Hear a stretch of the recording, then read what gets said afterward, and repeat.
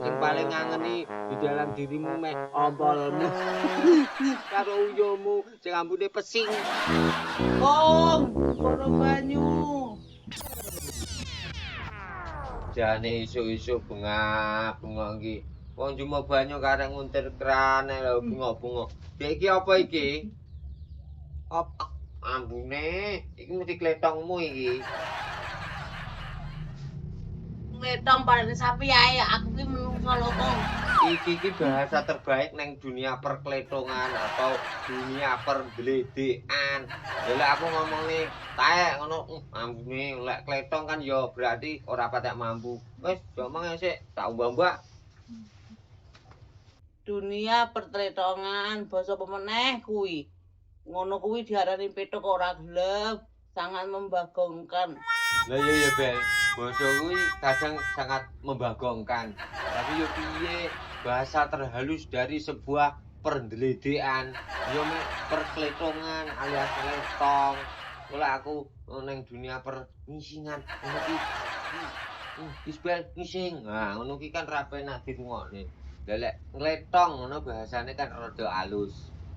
Ya wis, ora usah isu-isu wis ngejak drama series aku tak nang pasar blonjo kowe nyepak-nyepakne ngono ngerti engko arepe masak iwak aku ngerti kowe iwak-iwakan kan ra doyan terus iwak entah ya ra doyan ya to tae lek digoreng seneng kowe wis Sak karepmu Kong arep pendledekan, pertretongan, terserah.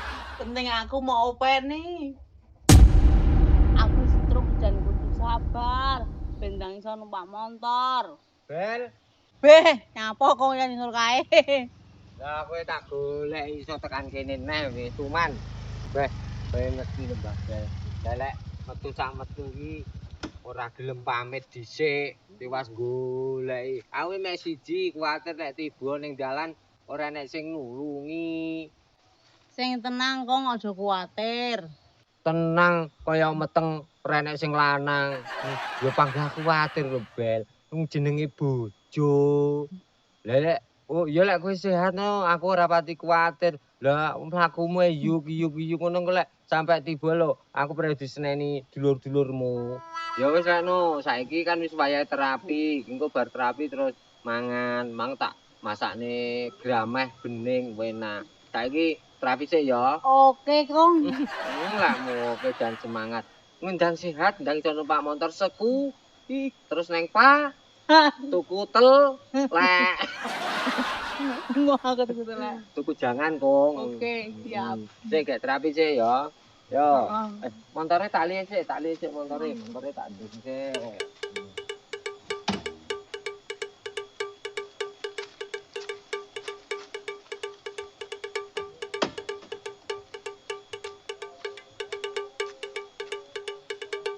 yo kok terapine piye iki kok sembarang manut oh mantep ya gerak yang kanan gerak oh wes gerak wes Bermak, gerak suruh gerak kok terus ora apa maju jalan yo Dondong apa salah, tuku cile-cile, pindong apa beda, laku time-time. Belum. Ojo sing tengen ae, mundur. Atret, tit, terus. Lho. Sing kiwa barang, sing kiwa. Iki sing kiwa rono, sing lho. Sing kiwa aja tengen sing kiwa ayo sing kiwa diundurne sing kiwa lah sing kiwa tengene keri sing tengene kiwane iya to ki kiwa ki yo engko wis lah aku mau opi ya Allah itu kenapa tak demek ngene wis lungguh lek lungguh iya to Bel untung ora pas tak cekel ngene aduh yo tanganku penuh dengan kotiran. Kowe iki jan nang endi-endi iki mek perngompilan lho, Bel. Ngono kuwi apa ndak iso ngempet ngono ya? Rada dipitet ngene ndak kena. Ngene lho, dipitet. Nah, ngene. Ngono dadi kan ndak samar metu. Lho tapi wingi kok pitet ngene sing glodol kene gembikine mak jus ngono lho. Dan kowe iki srenek pilihane. Wah, malah bakul prank. Terus takon utuh mburi rada ngene, gendi sing kene terus ngono. Aduh, kowe iki lha kuwi guyu karo ngentut gek mesti karo nguyuh lho.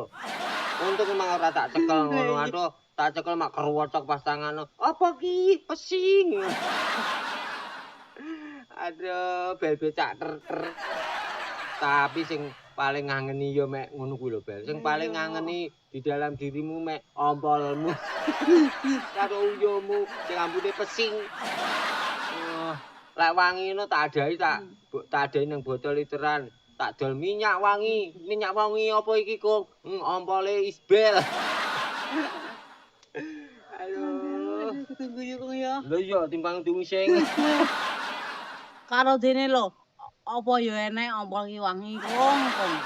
Ya ora enek ompol iki kok apa jenenge wangi. Ning endi-endi terus ngompol terus tak nggih apa lek ora tak adai terus tak dol tak tulisi minyak wangi ngono. Apa ngene, Bel? Diadai diadai plastik, iya toh, diadai plastik.